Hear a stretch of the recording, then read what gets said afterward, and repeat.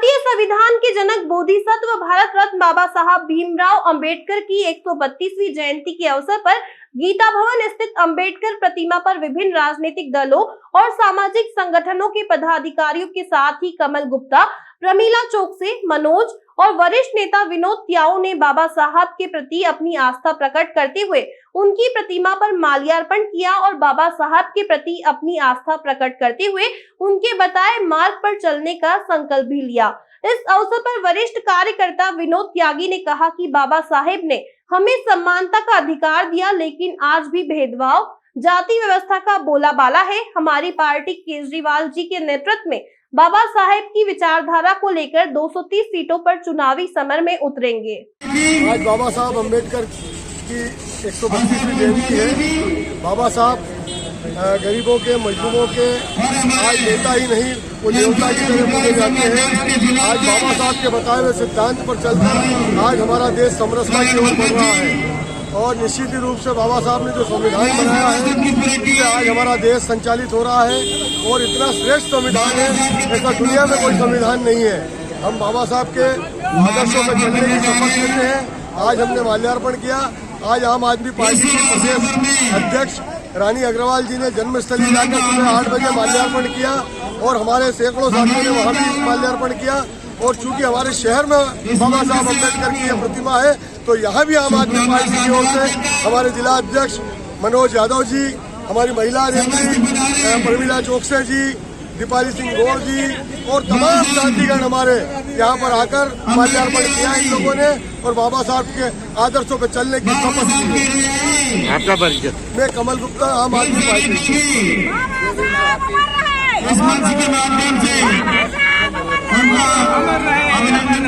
पता है आज बाबा साहब की 132वीं जयंती यहाँ पे मना रही है। आज आम आदमी पार्टी की तरफ से अब हमारे वरिष्ठ आम आदमी पार्टी के कार्यकर्ता आदरणीय जीनवाल साहब, आदरणीय एडवोकेट विनोद गर्वा जी के साथ अपने पूरे आम आदमी पार्टी के सभी सदस्यों के साथ आज हम बाबा भीमराव अंबेडकर जी की प्रतिमा पर माल्यार्पण किया और हम लोग संदेश देना चाहते हैं कि अभी भी जो कुछ बाबा साहब का संदेश था उसको राजनीतिक दल अभी भी पूरी तरीके से स्थापित करने में असक्षम है। हम चाहते हैं कि गरीब का तबका आज भी ज़्यादातर वहीं का वहीं है, उसको उत्थान में लाने के लिए निश्चित तौर से अगर हालांकि आज जन्मदिन है, राजनीतिक विषय में कोई बात करना नहीं चाहूँगा, लेकिन फिर भी कहीं ना कहीं राजनीतिक विषय आ जाता है।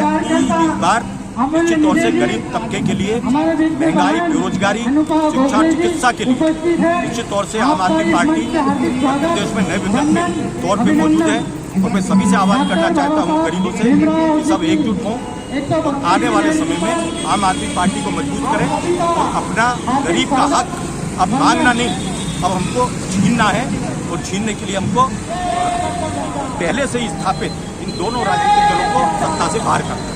बाबा साहब ने कड़े संघर्ष के बाद में समानता का अधिकार सर्वहारा वर्ग को दिया और इन सबसे भी बढ़ के एक वोट का अधिकार दिया, लेकिन आज़ादी के 75 साल में एक भी राजनीतिक पार्टी जो है एक वोट के अधिकार को समझा नहीं पाई है। क्या कहेंगे?